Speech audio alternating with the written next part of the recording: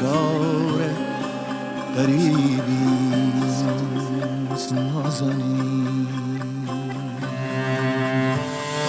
نمانده در دلم دگر توان دوری،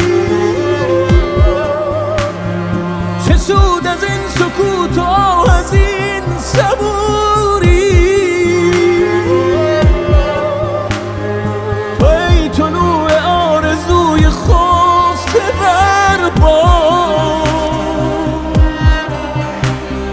بخوان مرا تو ای امید رفته از یاد.